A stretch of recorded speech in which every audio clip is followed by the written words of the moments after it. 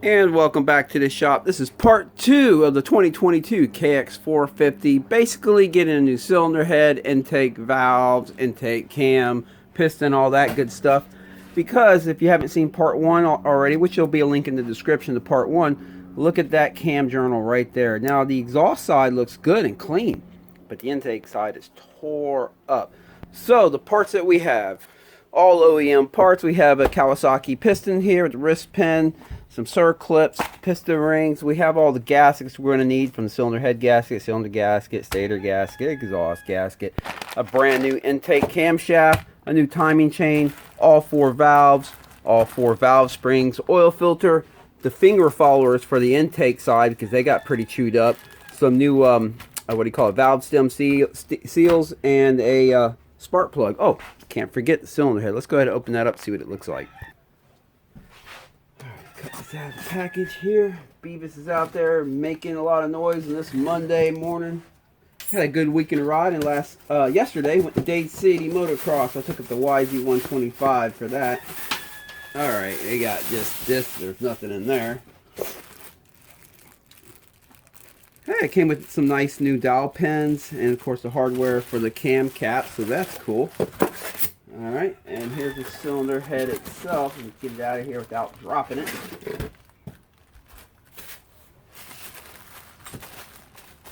Well, I'll just rip it out of the bag.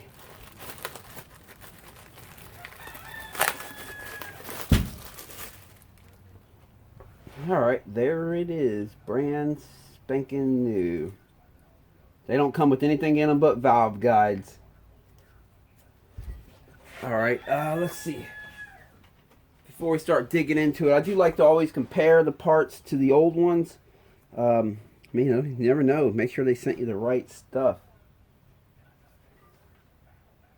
Alright. Appears to look the same so far. Let me flip it over.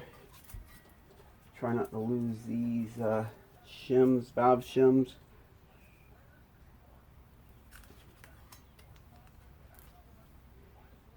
Yeah, looks good. So it looks like it's the same head, so that's good.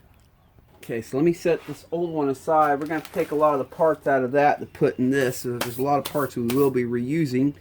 While I have this over here, look at just how beautiful these valve guides are. I mean the valve seats, and they do a little bit of port matching, I guess you can call it, to the valves. I mean, it's perfect. They clean it up so there's no ridge or anything. Beautiful job, Kawasaki. This looks really nice. Yeah, and the way they have the valve guides pressed in there pretty far, so they're not extended real far out and blocking flow. These are like a ported cylinder head, even though it's not. Really, really good looking. But okay, let me get all these new parts off the bench. We have to strip down the old head. Okay, let me go ahead and first remove the valve shims here, because that's the intake side, and set them in the arrangement that they come out. I'm going to start with them on the new cylinder head, and then we'll make adjustments as needed. But I'm going to start with the original sizes. That'll get us pretty close to start with. Okay, now we can remove the finger followers. Now these two are damaged. These two intake ones right here. You can see right there where, yeah, it's scarred up pretty good. And, you know, these have a coating on them. Once they wear past that coating, they're pretty much trash. But let me just set these right here at the intake side. Oh, and that too. Beavis. Okay, we have them out. What should I do next? I guess I'll go ahead and get this boot off. Alright. They have them Loctite it in good. That's always good.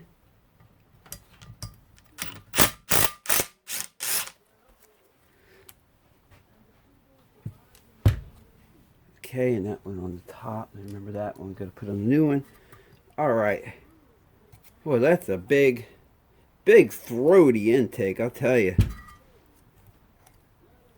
got a little goo on the sides there, but alright.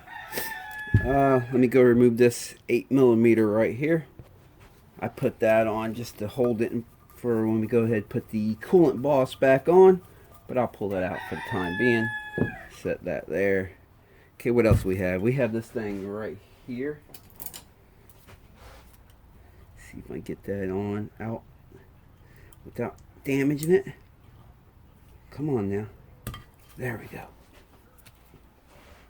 Okay, I'm gonna Beavis! I'm gonna be reusing these studs here, so let me go ahead and get this situated. Pull these suckers off.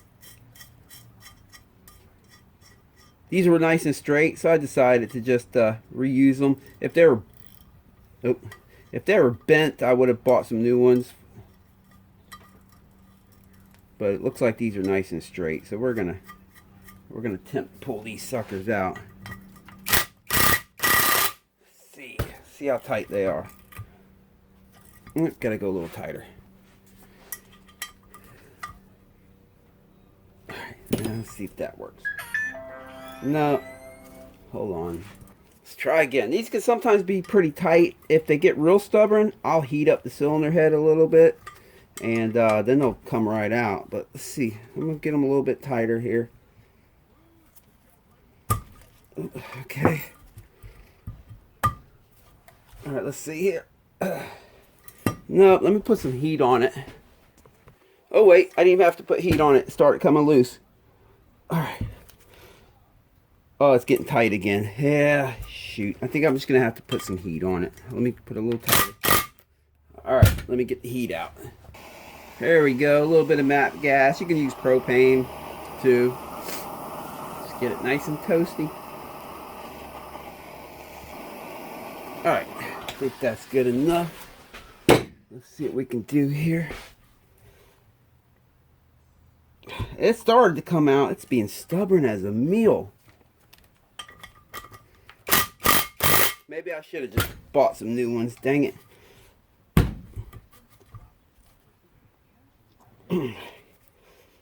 Yeah, shoot. These are being stubborn. Okay, these are fighting me pretty hard. You know what, I'm going to suggest buying some new ones if you're doing this job. Usually they come out, but maybe you can get yours out. I have some new ones here, so I'm just going to use these, but holy cow, these are tough. Yeah, usually I can get these out. Maybe you can get yours out, but these are being really stubborn, and I'm not going to waste any more time with it since I have new ones here.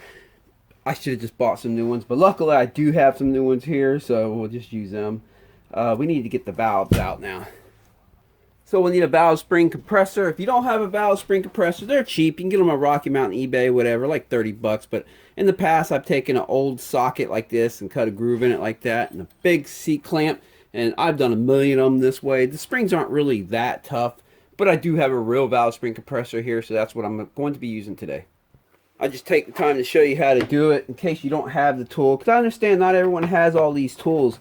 I watch other videos like, well, I'm not going to name no names, but you know, certain companies, let's put it like that, and you watch how to rebuild a motor, and they use a special tool for every part on the rebuild, and when you're done, you're like, whoa, do I need all them tools? And a lot of times you don't need all them tools, but if you would buy all them tools to do the job, man, it'd probably cost more than all the parts that you bought to do the job.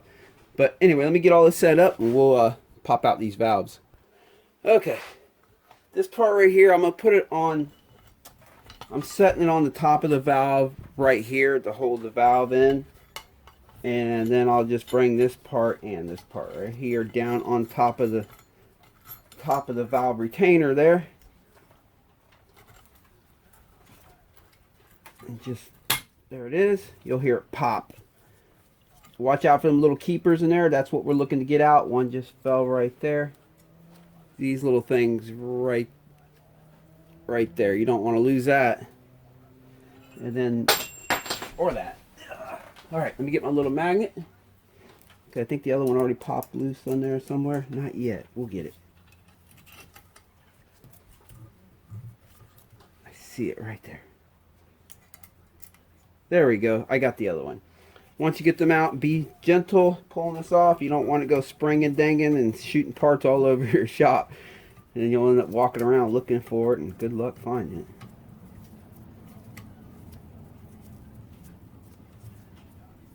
So we have new valve springs, but I'm going to be reusing some of the parts here, like and we have new valves, but I'm going to be reusing this thing right here, the keepers. We will be putting new valve springs in here. I'm paying attention. You always want to pay attention how things come out and go back in. You'll notice that the tighter end of the coil right here, let me separate them, on both of them. You see the tighter end, they're tighter wound and they're looser up here, tighter wound, looser up here. On this bike, and they put paint, they usually put paint on the top end, so it went in this way.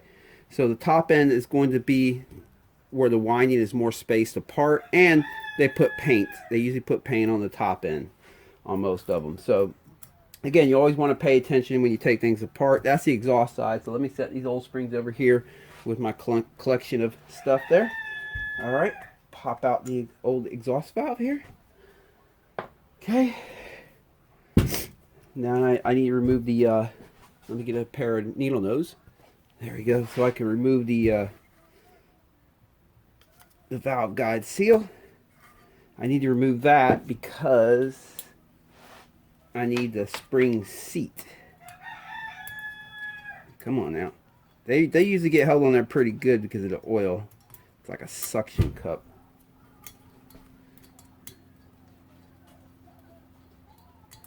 Huh. Get a bigger magnet.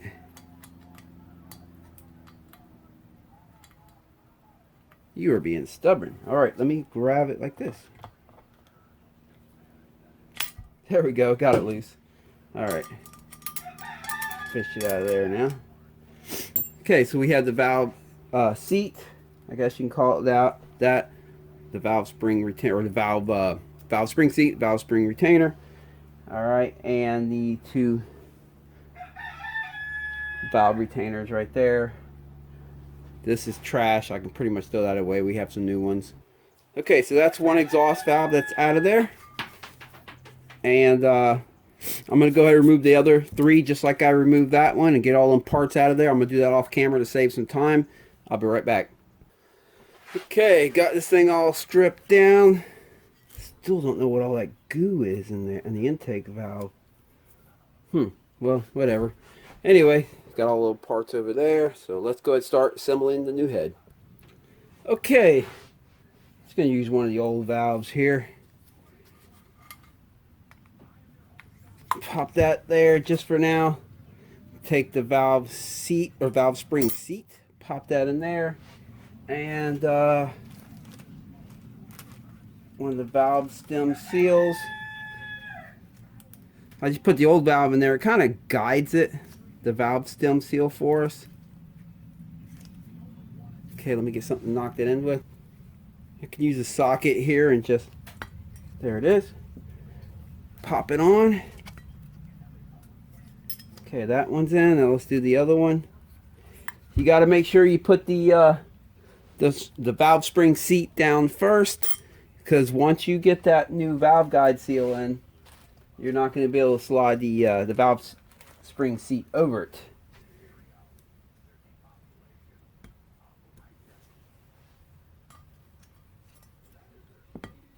And there it is. So I got that done on the intake. Let me go ahead and do the exhaust. Same thing, and I'll be right back. Okay, time to drop one of the valves in. Let's see here, I'm going to start with the intake valve. Doesn't really matter which one you start with, but that's what I'm going to start with today. Of course, I'll do one on camera, show you how it's done, and I'll do the other three off camera. Okay, this says exhaust. This is the valve spring. That one says exhaust, so it's not that one. Here you go. Intake. Alright. Luckily they say it on there. That does help. Pull this one out of the bag.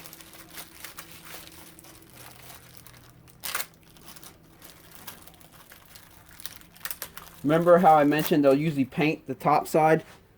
See the blue paint there? That's the top side. That's going to be facing up, and this will go down on the valve spring seat, and you'll see how the spring, the coils are tighter on the bottom than they are on the top. And they do that for good reason, because it compresses the valve spring and lets it up. It's up here. This stays down at the bottom, doesn't move up and down. It's just down on the seat, and this is the top of the valve right here, which is moving up and down. So they want this a little bit lighter weight, so they stretch it out a little bit more up top here so it's lighter weight up top, so the valves can open and close real quickly without floating. So that's why they do that. Okay, let me set this aside for just a second. And this is where you have to make sure. Oh, we're going to start with the intake here. So let's see. You know, I just made a liar out of myself. Seats actually can go around the valve guide seals. You see these have just popped out. Let me see if I can get that one out.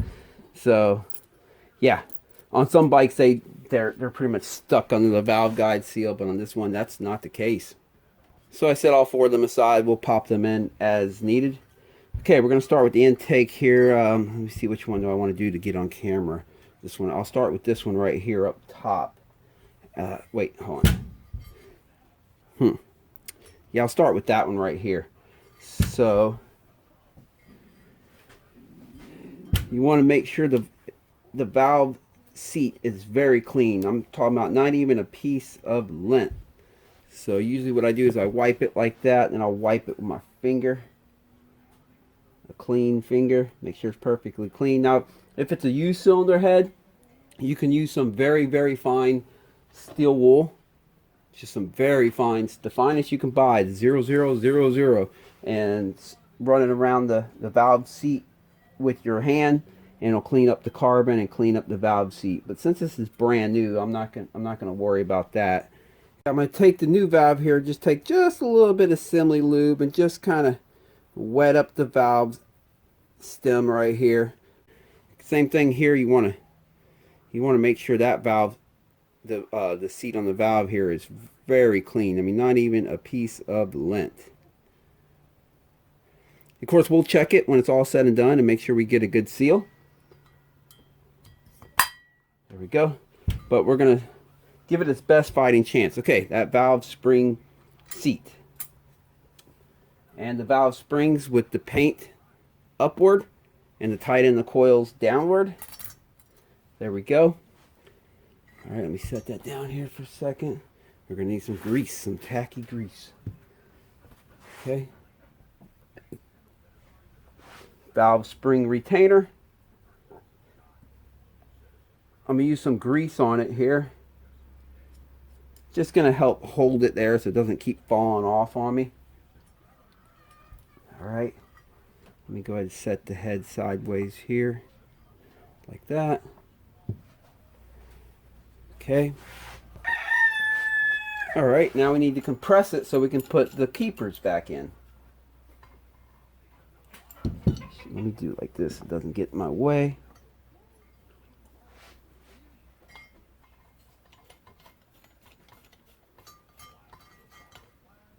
Make sure you're real careful not to scratch any of the surfaces on the head while you're using this tool.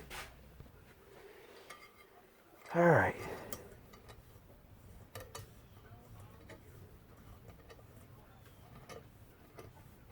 I want to get it pretty low up in there so I have a lot of room. There we go. And I'm going to use grease on the keepers. Get that lint off there. There we go.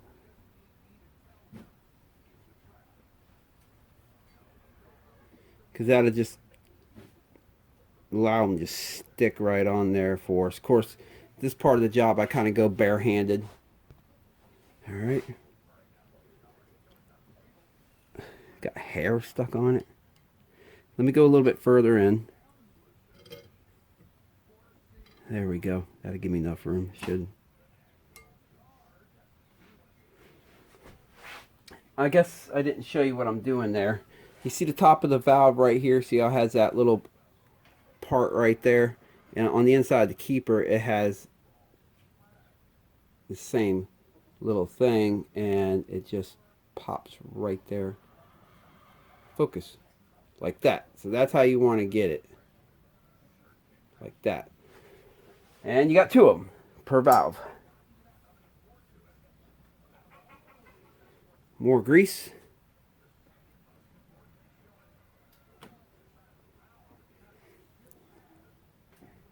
And it also helps use a flathead like this that has a little bit of magnetic properties to it. Helps hold it for us. Okay, we have that in position.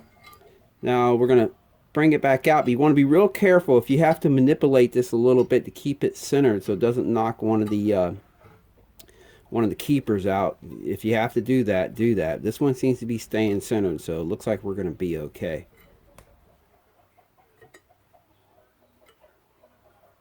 Of course, I'm sure there are some people asking why I'm not lapping in these valves, and I'll explain that. Hold on one second. There's a lot of carryover from the car world and from the old days, and lapping valves is one of them, you know. But these bikes, well, let me do this first. Let me blow this out.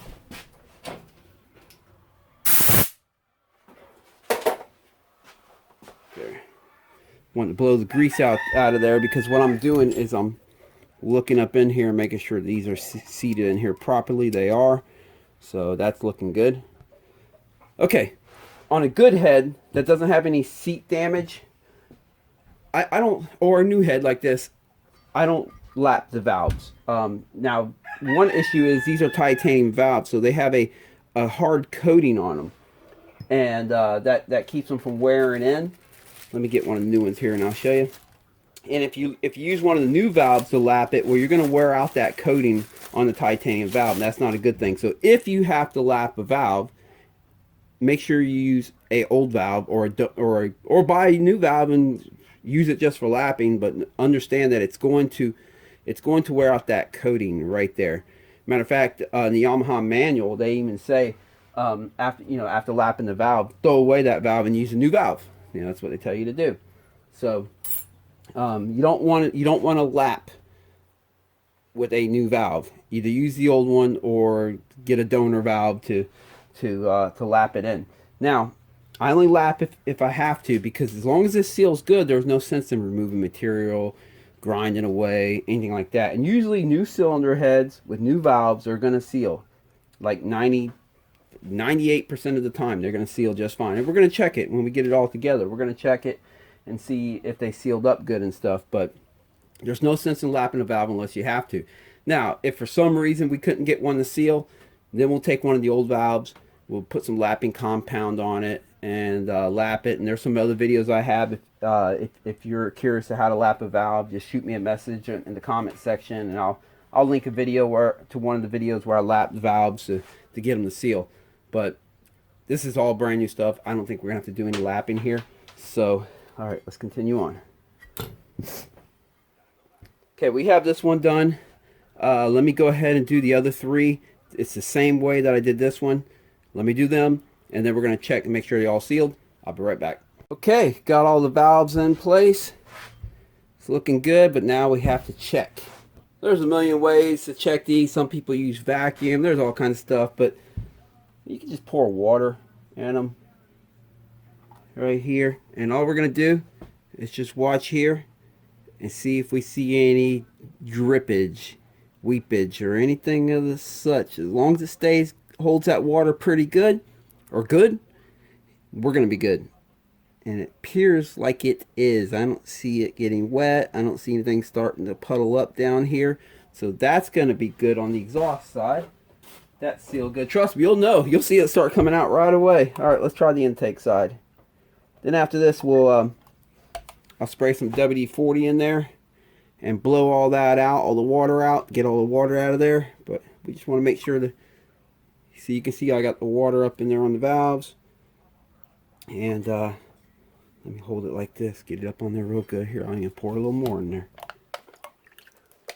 There we go. That way we can hold it up at an angle like this.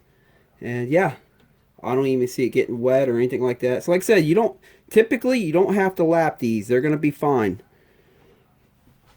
You're kind of wasting your time and removing material unnecessarily if you lap them. It's just not necessary. I promise you, from the factory, when they're assembling these heads, when they're going down the assembly line, they're not lapping them. Everything's machined perfectly. They just drop them in and send them out.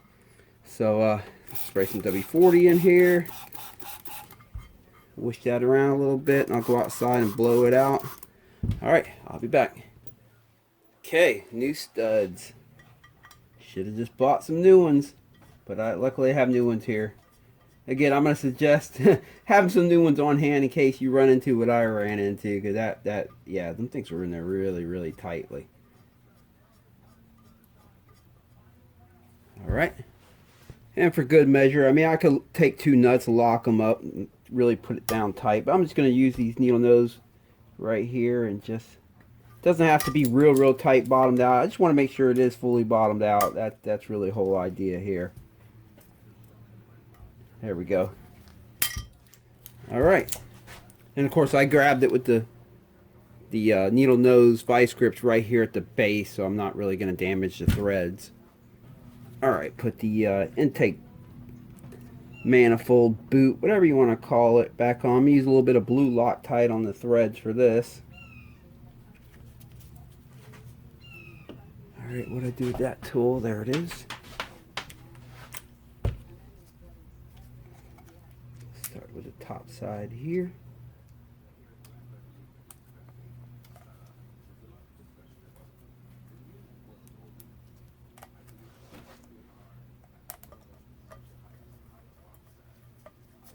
There we go.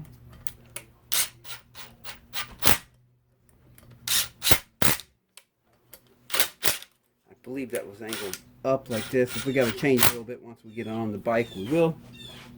Alright, now let me tighten it by hand here. Alright, that's good. Good. Okay. We're getting there, we're getting there. I'll go ahead and position this back in place, so once I'm at the bike and it's time to put that on, that'll be here waiting for me. There we go. Alrighty. Clean these off real good. The top's gonna stick the valve shims back in there. There, these were the intake shims. Gonna start with the original shims. That'll get us a head start. Who knows? They might be dead on.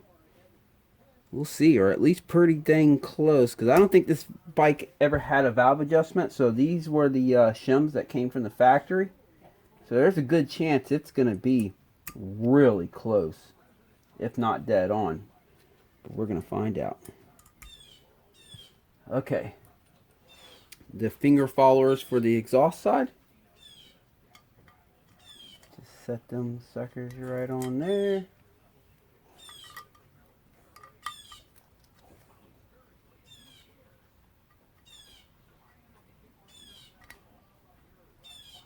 Come on, there we go. All right, let me get the new finger followers for the intake side. Got them right here. What do I do with my razor? There it is.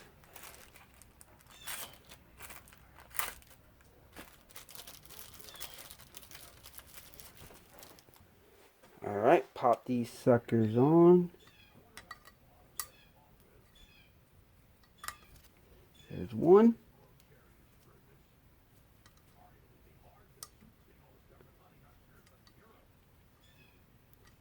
There's two. All right.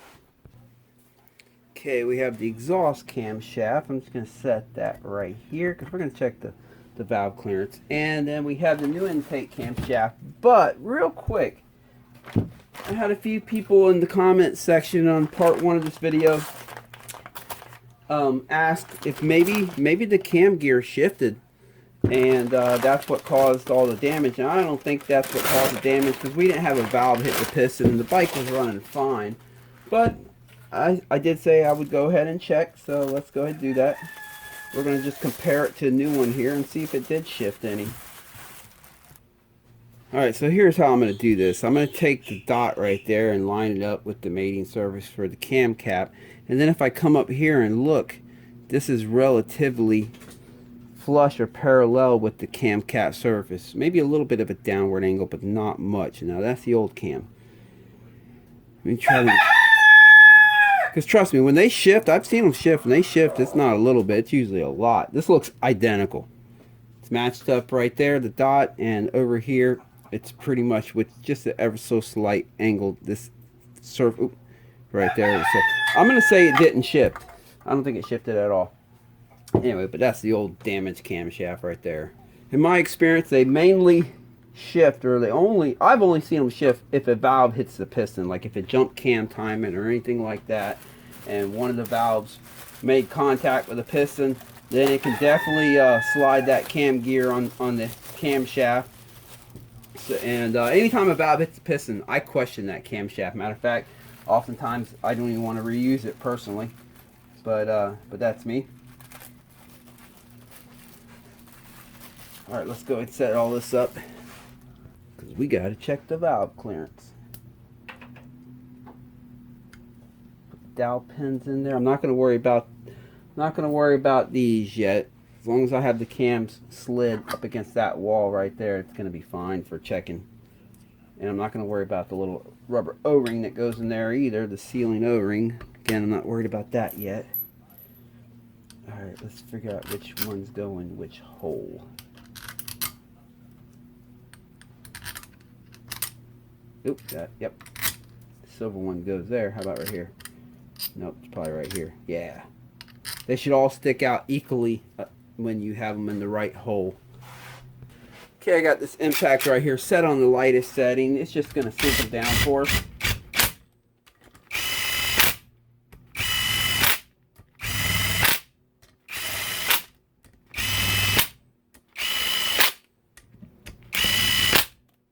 There we go. Cams move nice and freely in the cam journal, so that's a good sign. Yep, feels good. Okay. Checking the valve clearance. There's the right from the manual, the specs that it's supposed to be at. So let's go check it. Start with the intake here, and I'll start with the 3,000ths. Let's see. That goes in no problem on both. Go to 4.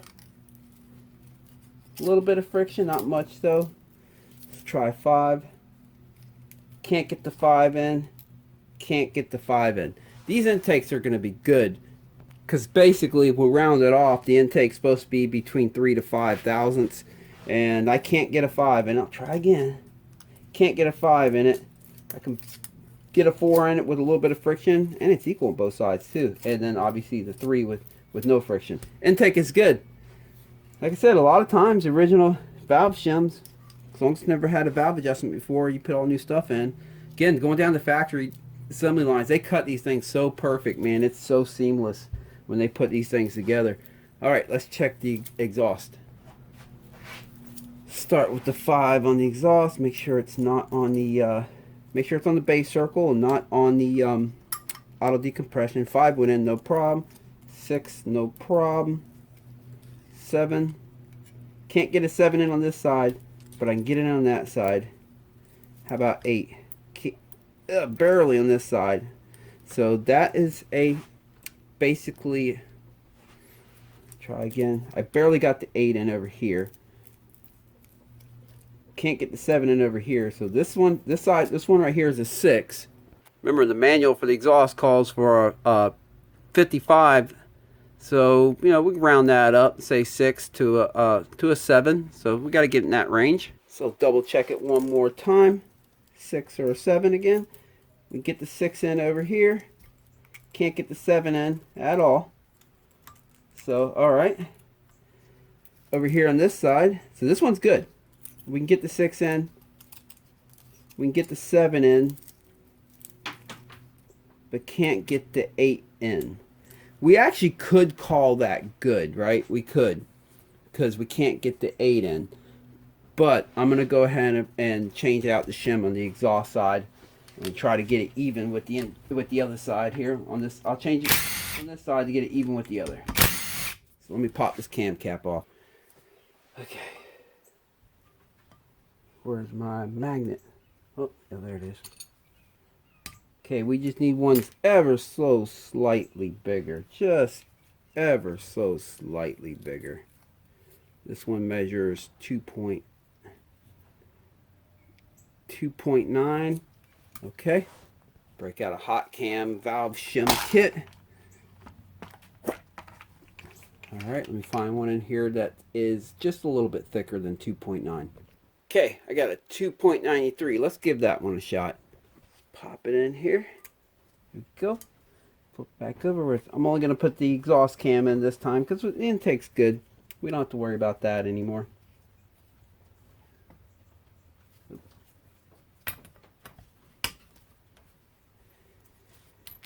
And I'll just be putting in these 4 right here.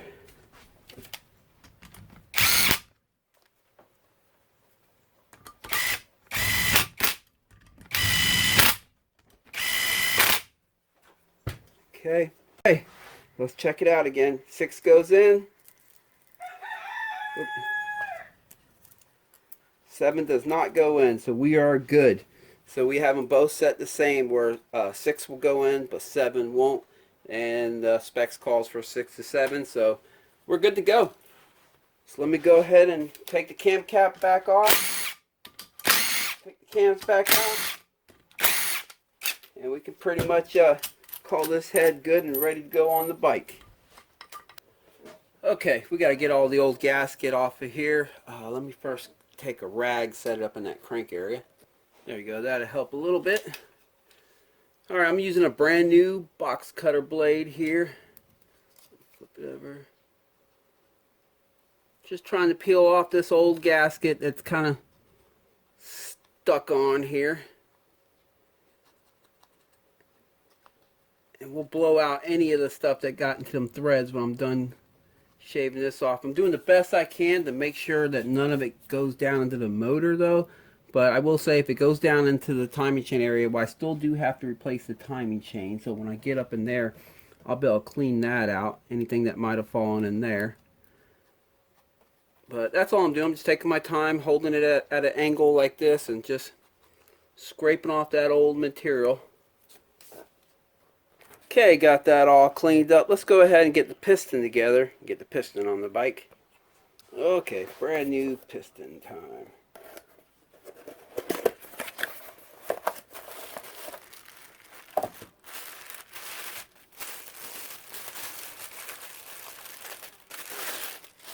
Alright, we have that. I think I'll start with one of the circlips. I like to put one of the circlips on while it's on the bench. And that way I only have to worry about one of them left when I get it on the bike. So let me break out the get the wrist pin out of here. Boy, Kawasaki, they surely wrap these things up. It's interesting how they wrap up their new parts like this. Okay. Circlip number 1. Let's see. Let me look at the bike here. It looks like I'll have better access on. Let me see. Okay, so that dot usually indicates the exhaust side. You can also look at the valve reliefs here. You can see these are bigger for the intake valves. So I'm going to want to install this one when it's on the bike. It looks like I'll have a little bit more room there on that side once it's on the bike. So I'll put this circlip in first. Now I'm just going to blast through this circlip. If you're having a hard time getting your circlips in, check down in the description. There'll be a link to a video where I discuss how to put these in. I made a video specifically on that. But just a blast through. I usually start with the open end meeting that that little cutout right there. I just set it in place like that. And I have the wrist pin in there to keep it from sliding all the way through. Use my thumb here, pressing it down. Again, I got a video walking through this slower and better. Let's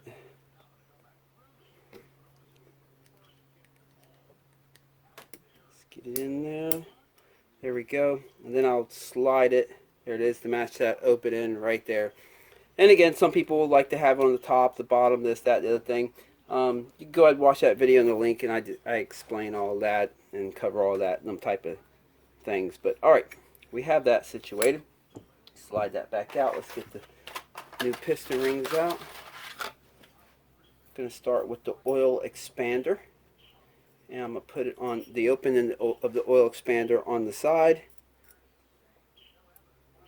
There we go. Then I'll grab one of the oil rings and I'll put the open end on one side of the piston. This is going to be the exhaust side.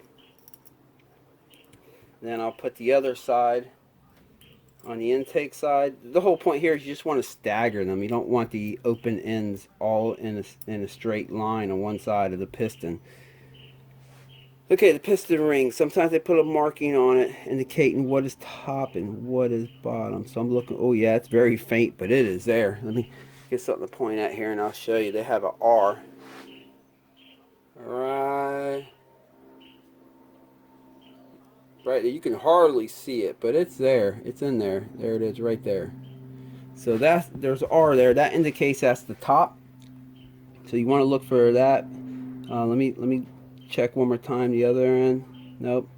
Okay, yeah, there's definitely R. You want to make sure the top is faced up because on the inside edge of the ring, they round off the sharp edge right here on the top side, but not on the bottom side. And they do that because it does help the piston ring seal better by having that there. So we have the open end gap to the oil ring right here on the top oil ring right here. So I'm gonna put the open end for the compression ring on the other side. Again, you want to stagger all the ring end gaps. There we go. All right.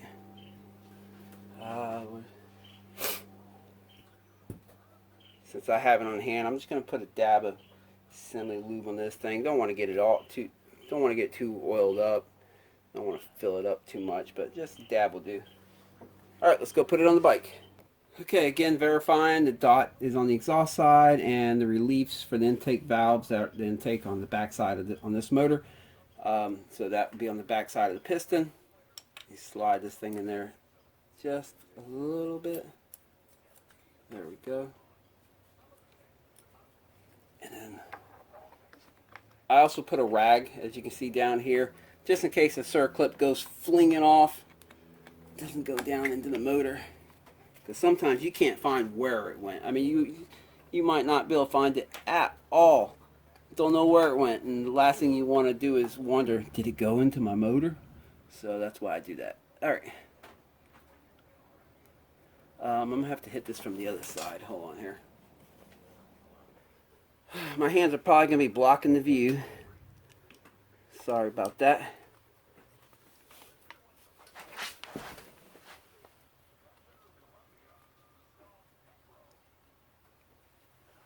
Actually, the camera's blocking me from doing this. Let me try like this. Try it again.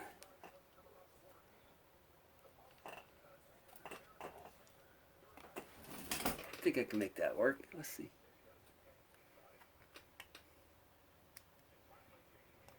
Yeah, it's going in. There it is. Alright, center that out. Okay, I want to make a good visual. That sucker's in there all the way, looking all the way around, making sure it's fully in the seat. And I'm going to go to the other side and make a visual too, even though I did it on the bench. It's just an OCD thing. Looks good. And I'll verify one more time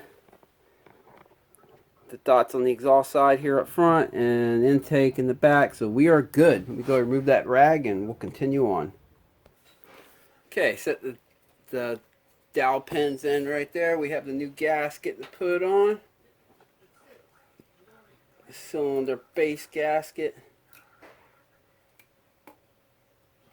There we go. I already blew out all the holes for the head bolts, so the threads are nice and clean. Alright, the cylinder. Let's go ahead. Got to clean off the gasket material off this too. Same thing, use a box cutter blade. Hold it at an angle. And just scrape that off. Trying not to scratch the surface any. Just trying to get the gasket off. Oh, well, it helps if you take the gasket off first. The gasket was blended right in with the cylinder. I thought that was a cylinder. Alright. I'm going to sit here and just work all this old gasket material off until we get down to bare metal. Okay, I got all that scraped up. I mean, I still need to go blow it off and stuff, but let me go ahead and do the top side now. There's usually not any material here to remove, but if there is, the flat blade razor will do it.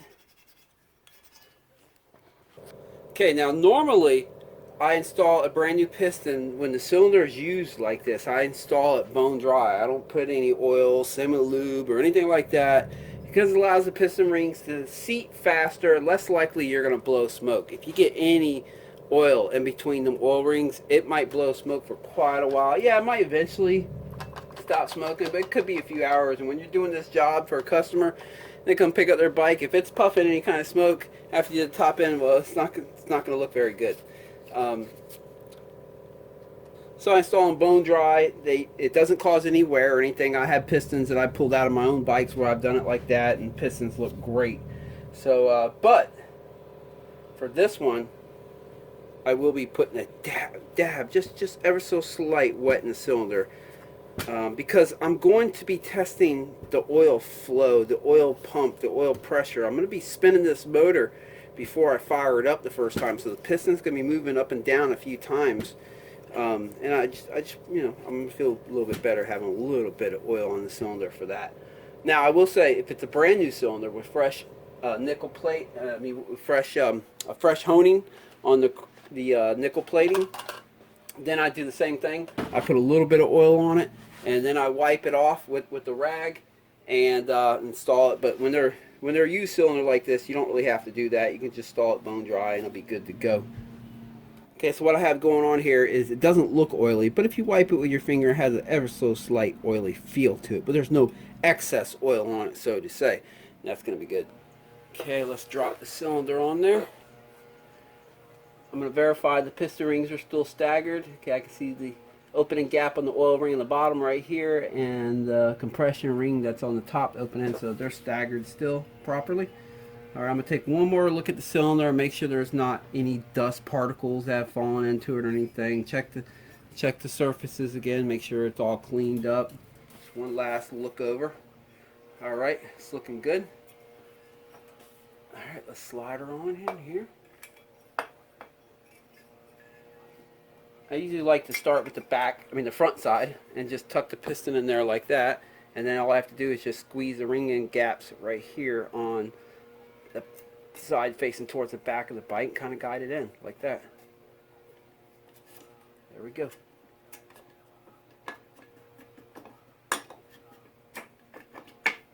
Voila, she's on there. Okay, drop these dowel pins here where they belong. And I'm going to take one more peek, make sure no dust is landed on top here. Alright. Oh, I need to put the front timing chain guide in. Almost forgot about her. Let me pull the timing chain up and out of there, which we're going to be replacing that too. That thing's got a kink in it. Alright, there we go. Set that off to the side, and I'll take this guide, slide it up in there. I'm going to look down, stand up top here looking down, just to make sure the bottom end of the guide goes into its little seat the way it's supposed to go. Let me go to the other side here and see if I can see a little bit better.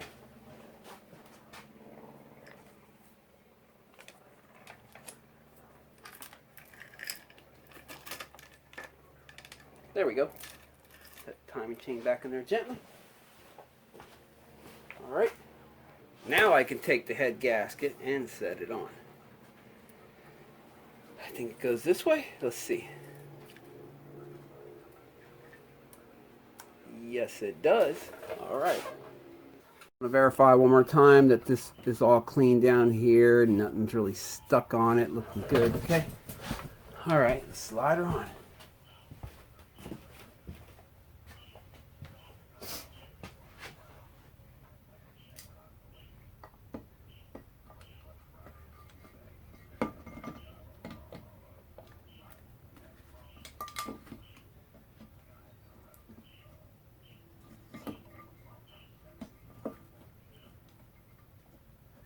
Taking my time.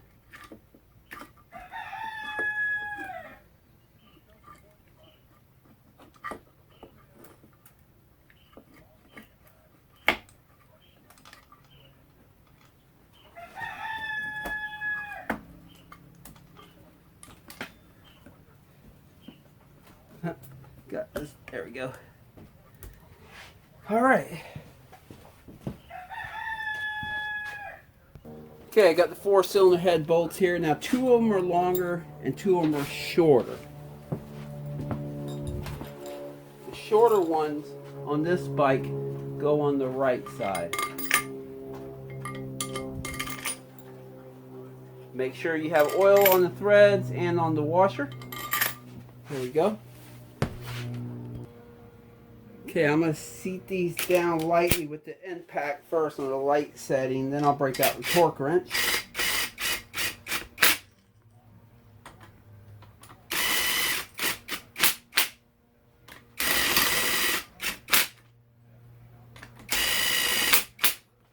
Okay. Okay, the torque specs in this bike are 44 foot-pounds, the head torque specs. So first just going to tighten them down by feel until I start feeling some good resistance. And I'm doing a pattern starting with the left rear, then right front, then left front, then right rear. That's the sequence that I'm going. Okay, now I got them sunk down pretty good. I got the torque wrench set to 20 foot-pounds. There you go. I'm just going to tighten it down to 20.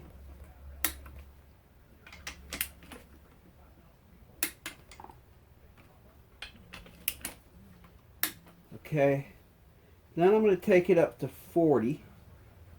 You can do it however you like, as long as you just do it in steps like this. That's really the important thing.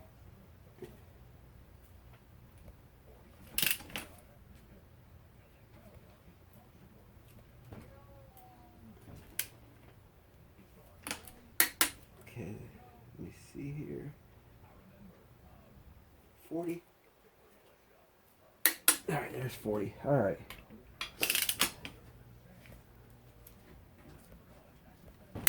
There we go.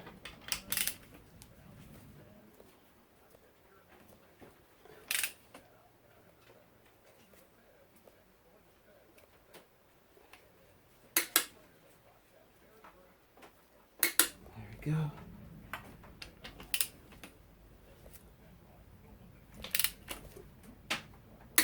Okay, now I'll set it to 44.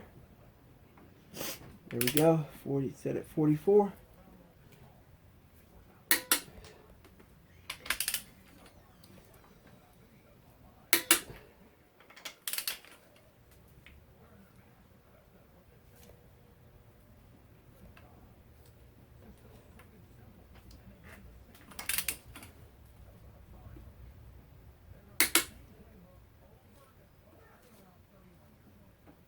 There we go. And last one. All right. I like to go back through and just double check. Sometimes you can get a little more out of them.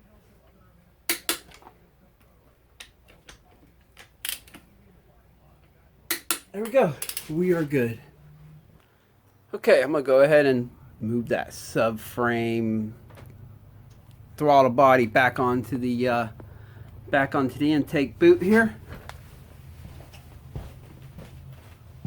Just kind of guide it there, make sure none of the wires are getting caught up. On the side, let's see what we got going on. All right, we'll put one of the subframe bolts in up here up top. Actually, I'll go ahead and stick them both in there for now. Alright, let's see how it is. Oh yeah, it's lit all the way on. Good deal. So all I need to do now is just grab an Allen and tighten that up real quick. Go ahead. Tighten that right on down. That went on nice and easy, so that's always good. Sometimes you gotta work at them a little bit to get them to slide on there.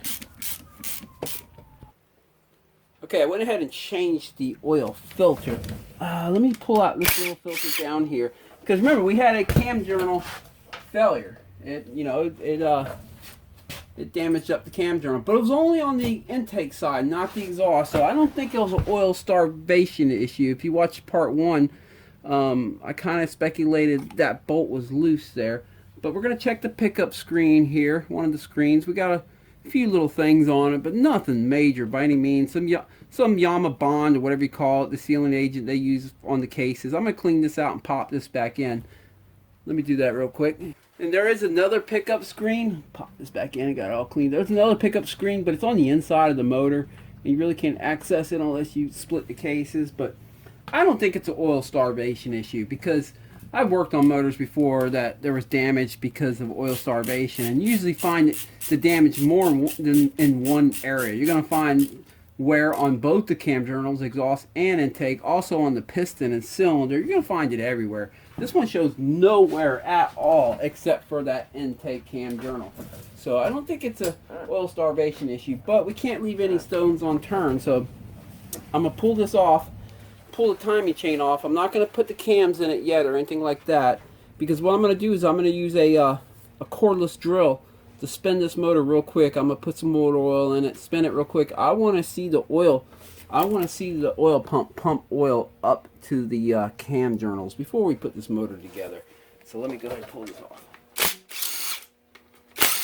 Actually, get this off first.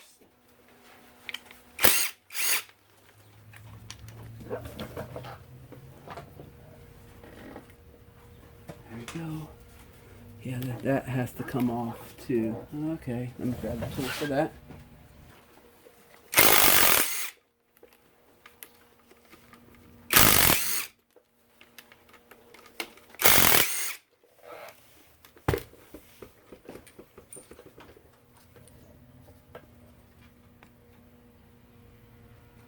Set that aside real gently.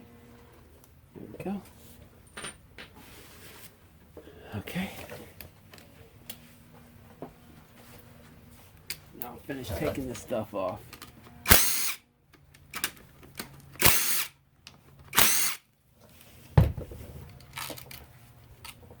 Like I said, we have to pull all this stuff off anyway to do the timing chain. Oh, shoot. What was that? Oh, that was that little pen that goes in there. Let me find that. There it is. Found it. Alright. Set that aside over here.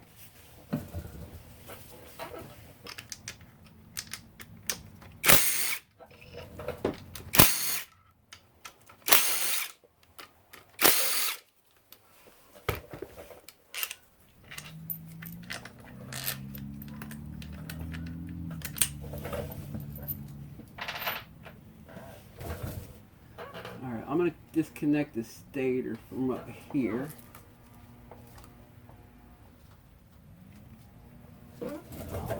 Okay, I disconnected the stator up there. Let's pop this sucker off. I have the oil drain, so she shouldn't be dripping any oil, but it can be tough getting off the starter sometimes. You just gotta wiggle them a little bit.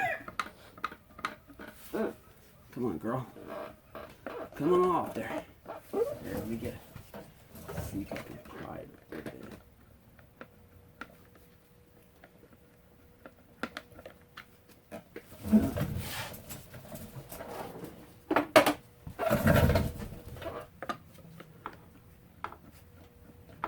There we go.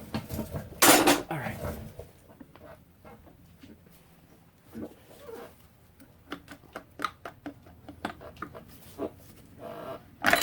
Oh, shoot.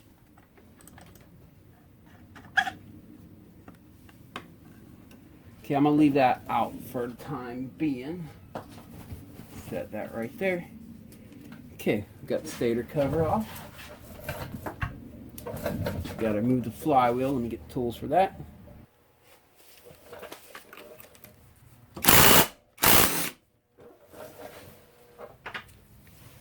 Let's see if this is the right size puller. Looks like I might have grabbed the wrong one. Well, maybe not. Let's see. Oh, looks like the right one. Okay. Let me set this one. Let me get this out of my way for now. Stay right there. There you go. Put this over the top here just to protect the threads. That's all we're doing with that. Alright, flywheel puller on here. And let me get the socket for that.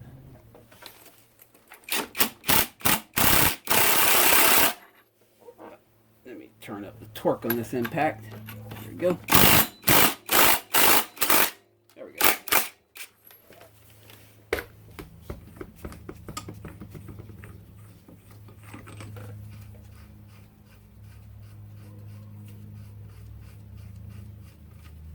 Alright, set this down for now. And this sucker popped in my face again. Okay. Slide this off gently. Huh. Little piece of metal there from the machining when they're making. I'm going to collect this right now so I don't lose it. Alright. Now we got to get the timing chain out of there.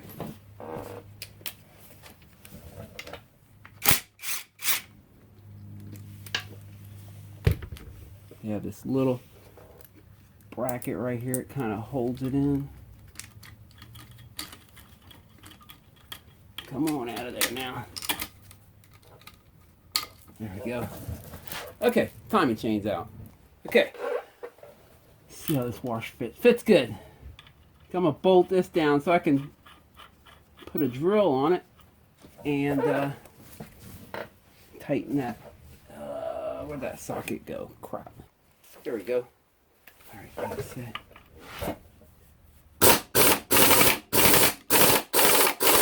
Alright, that should be tight enough for what we're going to be doing. Alright, I'm going to put the stator cover back on. I'm just going to use the original gasket that's on it for the time being. We're going to put some motor oil in it and spin the motor and see what happens.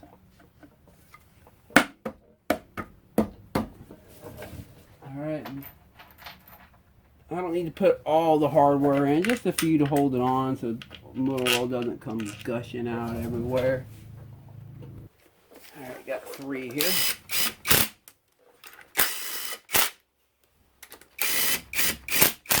There we go, that should be good enough.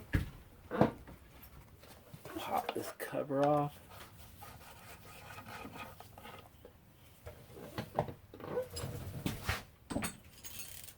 Okay, now before I stick a drill on it and spin it by hand real fast. Should I say, let me spin it by hand first. There's no spark plug in it, so there should be like very little resistance. Just the piston going up and down. That's it. No, not turning the timing chain. It's not doing anything. Okay, I got this big drill with a 17mm on it. I'm going to go down here to the flywheel and spin the motor, or where the flywheel would go. And what we're going to be doing, I did put about 800 cc's of oil in it, which should be enough. Okay. The oil flows to the cam journals from the center port right here, and it feeds this port right here, which you can see it goes right here and divides to 2 and goes over here and feeds these galleys right here for the cam journals. So I'm going to spin the motor with the drill, and if you watch right here, you'll see motor oil come up and out, and that lets us know that the oil system's fine, the pump's fine, and everything like that. Let's see. Ready? Keep your eye right there. See that? So this oiling system is fine. That's not what caused our issue. And on the bench here, I'll just show you. That's where that oil was shooting out on that cylinder head. So if I spray some brake cleaner in here, you'll see it come out of these 2 right here. Let me put my fingers back here. See? Both sides. So it wasn't an oil pump issue that caused this damage. I honestly do believe it was that, if you watch part 1, where that bolt was loose from the factory, and that's what caused it, because no one's ever been in this motor. So things happen, you know. Okay, let me drain that motor oil back out of there so I can remove that stator cover. We got to put the timing chain in, put the cams in, put this thing together, get it started up, and get it running. Brand new timing chain. Let me just drape it down from the top. Get on the sprocket. And then drape it over the edge right up here. It'll just hang out right there. Oh, let me get on that sprocket real good. There we go.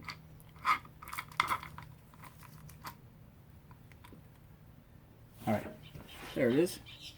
A little bit of thread locker there. Don't want that coming loose.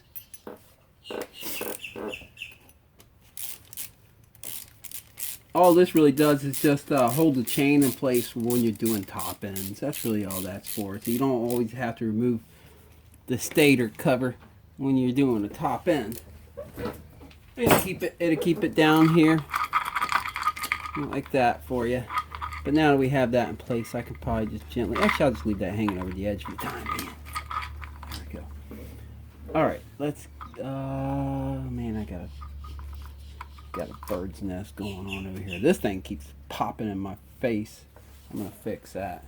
Okay, time to put the flywheel back on. So let me take that keyway, pop that right back in there. Let me get my rag here.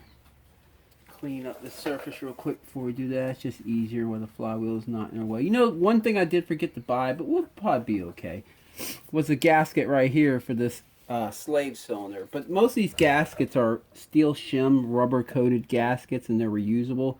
So as long as this seals up, we'll be okay. If it doesn't, I'll have to buy one and come back in. But it's easy to do. Just 3 Allens. I can pull it off, replace that if that does end up leaking. All right. Flywheel. So we got the keyway right here. So we gotta look for the cutout for the keyway right here, and just kind of. I like to wiggle it to make sure I got it, and then I set it down on it. Throw on some red thread locker. Just a dab will do. You don't need to go crazy with it. Okay, now there are torque specs for this, and you can follow it if you like and look in your manual. The issue with using torque specs or torque wrench on this is you have to figure out some way to lock this motor up to keep it from spinning. There are several ways to do it. They sell tools that can grab this and hold this. You can remove the clutch cover on the other side and wedge the main crank gear to the clutch gear with a piece of aluminum or whatever. Or you can just use the impact. But if you're going to use the impact, be real familiar with your impact. Now what I'm going to do is I'm going to reach up here. I'll show you in a second. I'm going to grab the timing chain. See, I'm going to grab the timing chain, hold the timing chain up. So if the motor spins while I do this, which it will, the timing chain will not get binded up. So I'm going to start on setting number 1 on this impact. That's pretty mild. And then I will go to setting 2. And that'll get me where I want to be.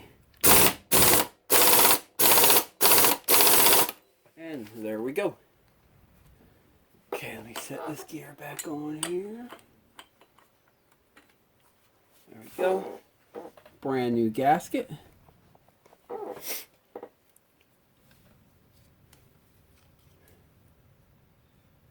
That stator is magnetic, so, and the gasket is a steel shim rubber coated gasket, so it likes to stick to the stator. Okay. I mean the flywheel. Alright, let me pull this gasket off this flywheel cover here. No time flat, we will be firing her up for the first time. I'm looking forward to that. Oh, let me move this. Okay.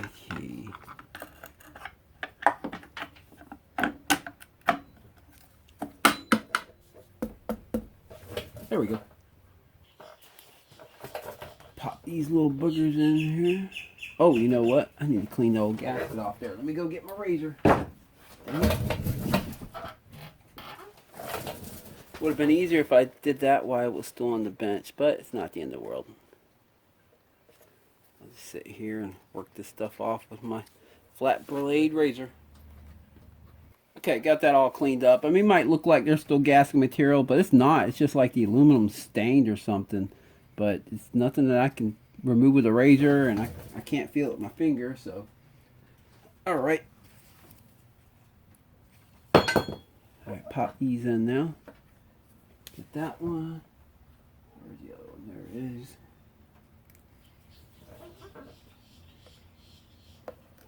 Alright.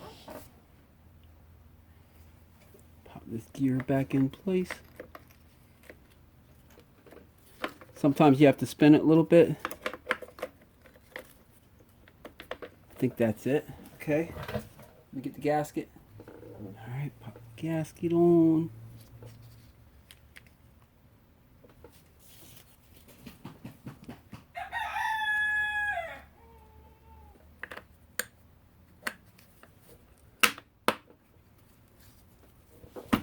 go.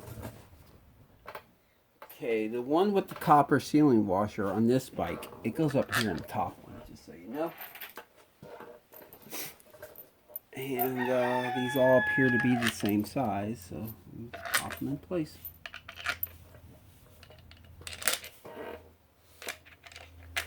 And we have the 3 for the cover up here. The longer ones go there, and I believe the shorter one goes right there.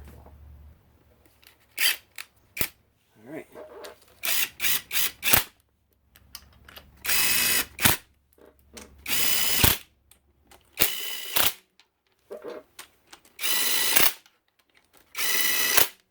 Of course, I'll tighten these, torque these down by hand when I'm done. That just does the twisting for me. And I'll take my time. And of course, there's torque specs for this too. My hands are calibrated. Been doing this a lot of years, so I know what I'm doing here. But if you're unfamiliar, these are very easy to strip out. And if you're the type of person that strips stuff out often, it wouldn't be a bad idea to break out your manual and a torque wrench on these. Alright, let me set this thing back on. Make sure it's clean.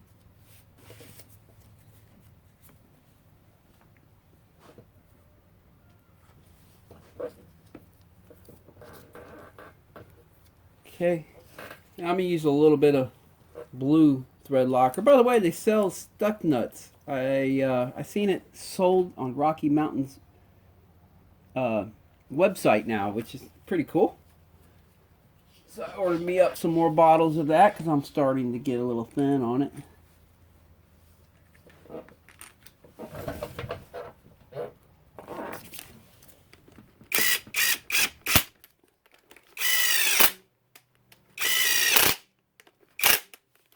Alright, now tighten them down by hand.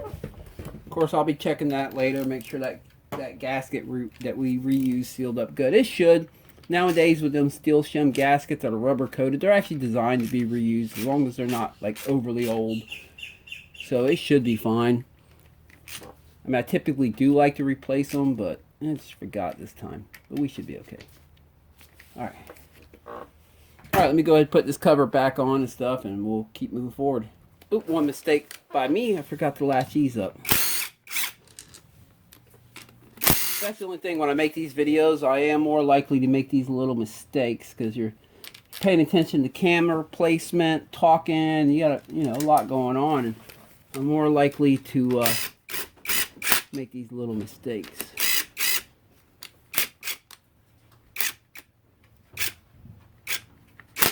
All right, tighten that by hand. We should be good to go. There you go, and then I'll reconnect the stator back up here at the harness and keep moving forward. Alright, now I'm going to re-bolt in this tip-over sensor that goes in there, if you saw in part 1 where I pulled that out, and also the ignition coil that goes up there. Don't forget the little ground straps that go along with these, both on the ignition coil. You see there's another one right here, and on the tip-over sensor. But I'm going to do that real quick, and I'll be right back. Before I go any further, pop that in there, and then we have one that goes inside of here. There we go. Tighten them up. Okay, time to get the cams in there. Let me go ahead and loosen this up real quick because we got to set the cam timing. Okay, I'm going to come up here and hold the timing chain up here. I'm just going to hold the chain up like that so it doesn't get kinked as I'm turning the motor by hand. I'm going to turn the motor looking for that top dead center mark. There's a mark on the flywheel.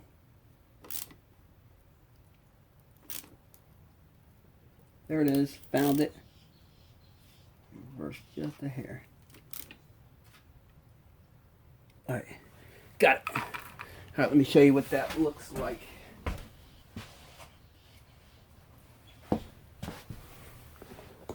Right up in here. Right there. You see that little black mark going across the flywheel right there? If it'll focus. Yep, that little black mark. You just spin the flywheel until it's lined up with these two marks right here, and that's top dead center. Now, if you're having a hard time finding that mark, you can always take a quarter drive extension, a long one, stick it into the spark plug hole with no spark plug in it, obviously, and spin the motor by hand until you find where the piston's at its highest point. Then you can come down here and look and see if you can see the mark there, because sometimes the marks can fade away through time. They get a little bit faint. Okay, let's start with the exhaust cam. Exhaust cam will always have the counterbalancer. That's how you know that. Okay.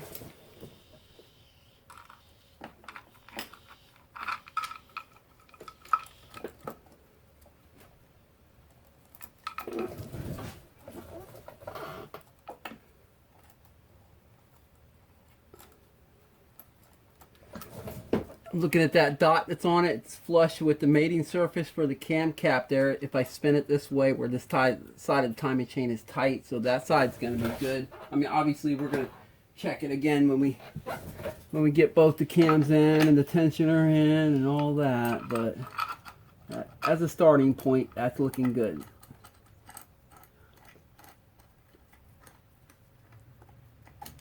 Oh, by the way, someone mentioned about the cams looking like they were out of like the sprocket got knocked off because the cam lobes weren't faced kind of in a V pattern away from each other. You got to remember, this has finger followers, so it works. They're going to be angled a little bit differently than your traditional like RMZ 450 or the old KX before the 450 before the cam followers.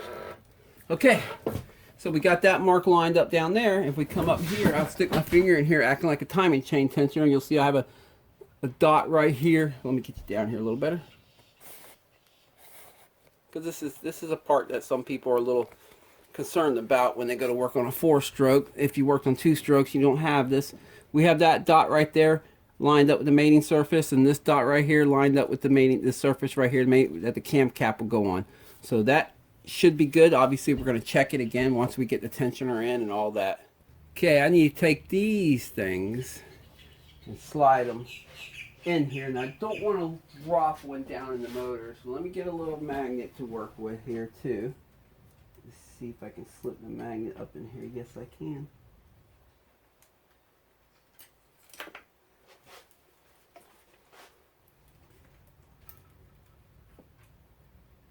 Kind of walk them in.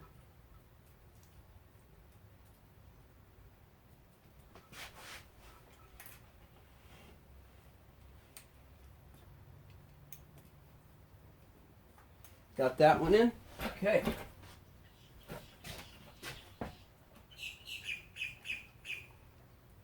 You can use a flathead too if you don't have a little magnet like this. Just kind of try to hold it in place. So if it starts to fall out, you can grab it before it actually does fall. Alright, I got them in.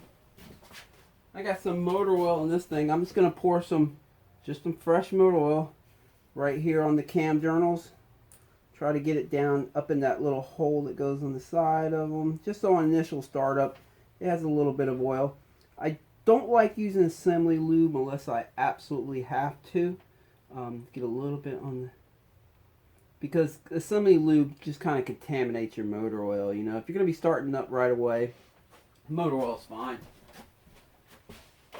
I mean, the idea here is for assembly lube is it's tacky, so it hangs around. So it's good for like if you're rebuilding a motor and you're going to be setting it on the shelf for a few months. It's good for that kind of stuff. But when you're starting the motor up that very day, well, the motor oil's fine. Okay, we have a little rubber O-ring that goes right there. Let me grab that. There we go. Can't forget that or you'll get a nice little oil leak down into your spark plug area. Oh, almost put that on backwards.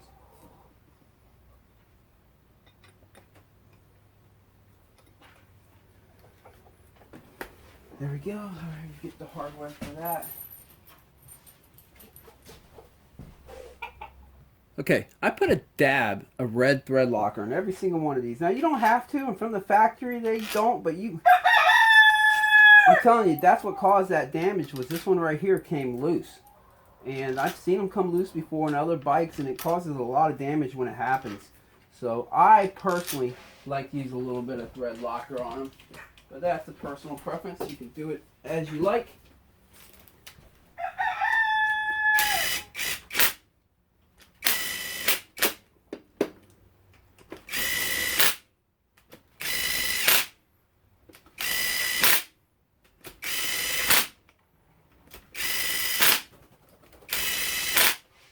Alright. And of course there are torque specs for these too. Again, I do this every day for a living, so my hands are pretty calibrated, but if yours are not, definitely break out the torque wrench. They're easy to strip out if you go crazy with it. All I do is I just torque them till they kind of bottom out and snug up against that wall. If you go any more than that, you're probably going to strip it out. Dang it, I made another mistake. I wasn't to put this subframe with the throttle body back on until I got the tensioner back in there. Let me pop it back off real quick. Okay, got that slid back a hair. So I'm going to take the tensioner here, remove this end piece right here, and remove the spring. Now be careful, there's a little rod in the middle of the spring too. You see that? Don't lose that. I'm going to set that aside for a second.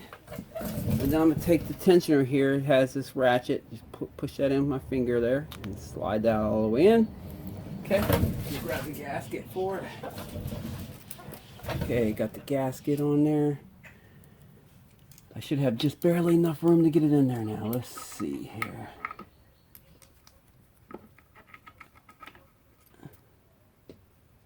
Oh, I think I got it backwards. Yes, I do.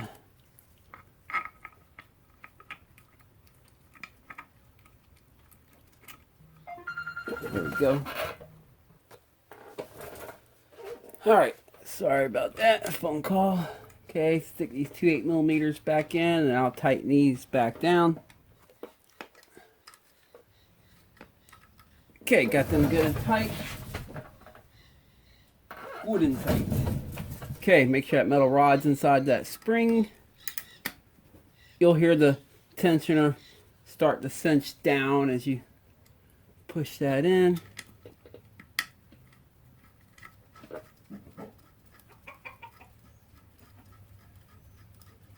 Alright, get a wrench and tighten that up. Okay, got that good and tight. Now I need to push the throttle body back fully on there. There we go, and tighten that back down, and we can pick up where we left off. Alright, now that we have the tensioner in and everything, I'm going to spin the motor one full rotation by hand. Or, I'm sorry, 2 rotations at the crank, 1 for the camshafts. Just make sure nothing's binding up. If we had anything wrong, it'll bind up, and we can correct it before we do any kind of damage.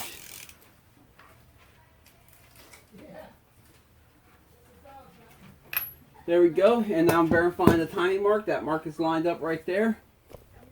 And the 2 dots, the dot right here is lined up with that mating surface, and this dot's lined up with that mating surface.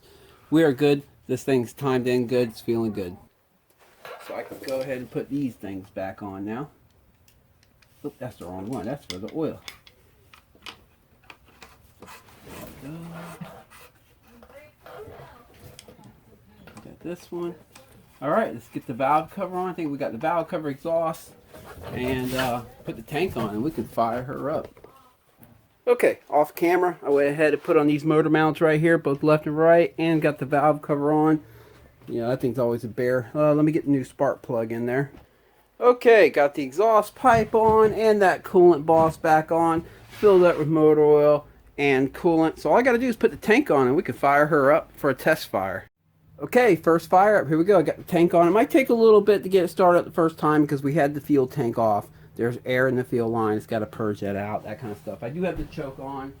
There's no exhaust pipe in, so let's see.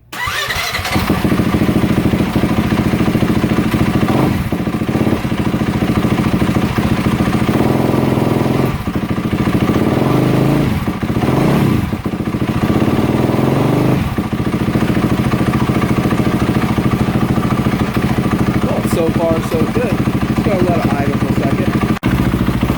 Just let it run a little bit, make sure no leaks pop up or anything.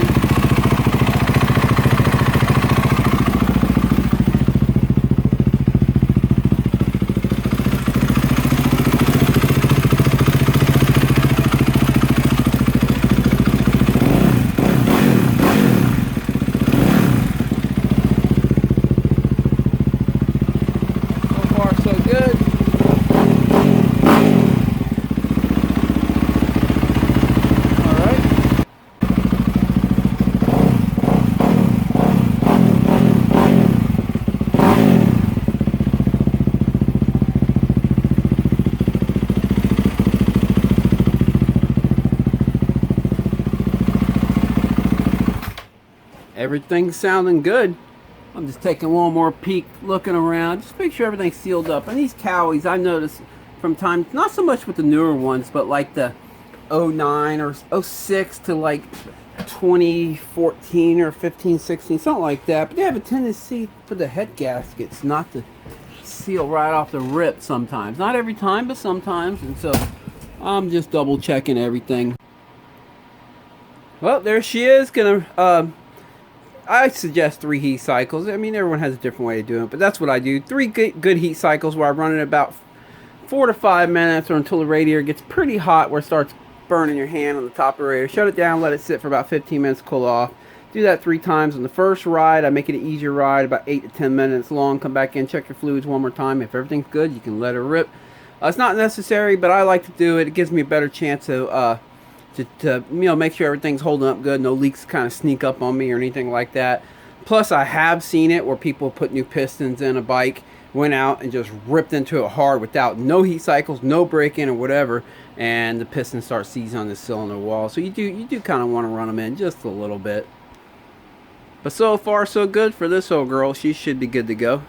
This weekend for me, I'm going to be taking my YZ250, not this bike, my other one, my YZ250, going to be doing a hare scramble, FTR race this weekend. So that's going to be fun.